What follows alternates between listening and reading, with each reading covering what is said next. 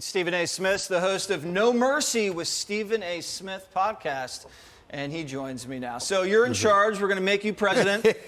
What is the Stephen A. Smith platform to solve the crime and homelessness crisis? Well, first of all, I did not know you dropped this on me. I certainly didn't know we were going to be talking about this, but I'm game for it. Thank you so much for having me. There is no question that a lot of these issues need to be addressed. There is no question that we should be against an extremely progressive agenda that's calling for people to be released from prison on multiple occasions, that's ignoring a lot of crime that's taking place in the streets. There is no doubt about that. Where I don't vibe with you, Jesse Watters, who I respect, is that when you talk about politicians themselves being innocent, they're not innocent in all of this. A matter of fact, in some instances, the division that exists and has existed for so long has contributed to kind of some of the nonsense that's been taking place in the streets. It doesn't excuse it, doesn't mean it doesn't have to be addressed. Where do we disagree? I feel like we're in agreement on everything. Okay, well, I'm just saying, you said earlier in your great monologue how the politicians themselves were like innocent for crying out loud. No, I'm not saying they're innocent. I didn't say that. Okay. I said they're acting like they're the victims when you call them out for not doing their job. Well, some of them. Well, actually, a lot of them deserve the criticism that they're getting. There is no doubt about that. But I would definitely be big time when it comes to addressing crime in the streets. Okay, good. The subway system in New York City, you're damn right I got a problem with that. Something needs to be. I'm a native of New York City. Yeah. I took the F and the E train all the time.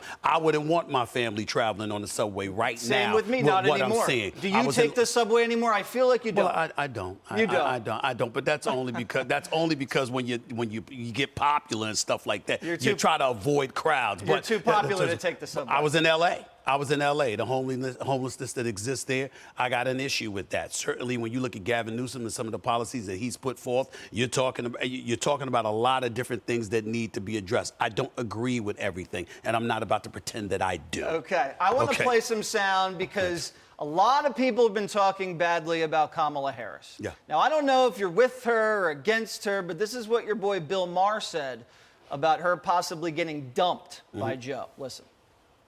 It's very hard to take the nomination away from the president. Yeah, that's not going to happen. A sitting president. And what I could see is replacing the vice president, because she's just not very popular anywhere, and it didn't seem to work out.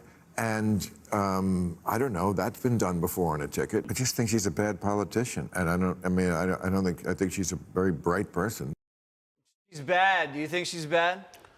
I'm not going to go that far. I will say this to you. I think we got to remember the words that he said. He said she wasn't a great politician. He also acknowledged that she's very smart and he believes she's capable, but she's just not doing a great job as a politician. I, believe it or not, I think that she's a highly intelligent woman that unfortunately doesn't have an opportunity to showcase her intelligence. Really? She's got the second biggest job in the country. She hasn't had the opportunity. Can I address that? Please. When you work for an administration and you've alluded to other people running the administration, and you have all of these people literally trying to tell you at the very least what to do, that's problematic. So you're saying it's Joe Biden's fault she's a bad vice president? No. Ultimately, it comes down to her. I can't absolve her from accountability. You asked for that seat. You're in that seat. I think she needs to do a better job. There's no question about it. Because a lot of times I'm looking at Kamala Harris and I'm just saying, you are a highly intelligent and accomplished woman. Will you tell us what you truly, truly think instead of giggling all the daggone time? Every time somebody asks you a question, she can bring a lot if she had, as far as I'm concerned, I believe, if she had the freedom to truly, truly speak her mind and be as raw and as authentic as she wants to be. I think she's been encouraged not to. I think as a result, be trying to disguise what you truly feel, you get caught up. She ain't Jesse Watters, she ain't Stephen A. Smith. She ain't gonna just say what the hell she feels. She's gonna say what they want her to parrot. And as a result of that, she finds herself, I think, looking worse than she actually is on many occasions. Am I your favorite Fox News host? No, believe it or not.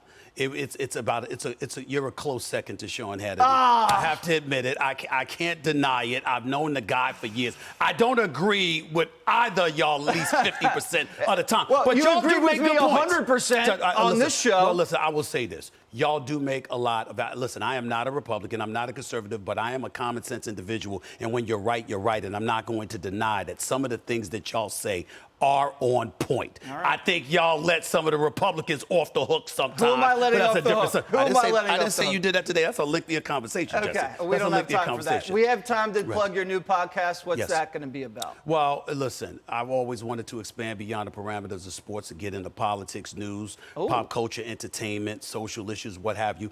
This Wednesday, I'm interviewing Chris Cuomo. Friday, I'm interviewing Sean Hannity. Wow. And I just want my podcast to be, of course, I'm going to give you my monologue, my opening monologue like you do. I'm going to give you closing comments. But when it comes to interviews, I want my podcast to be a place where both sides of the aisle know they can come and they can have their views expressed and heard without somebody trying to stab them in the back or anything like that. So I'm looking forward to it. Stephen A., too famous to ride the subway in New York? I wouldn't say that. By the way, you're coming on too. I'm going to get you on my podcast as well. We'll work it out. Thank you very much. How about them Cowboys, Stephen A.? Oh, stop it. Hey, Sean Hannity here. Hey, click here to subscribe to Fox News YouTube page and catch our hottest interviews and most compelling analysis. You will not get it anywhere else.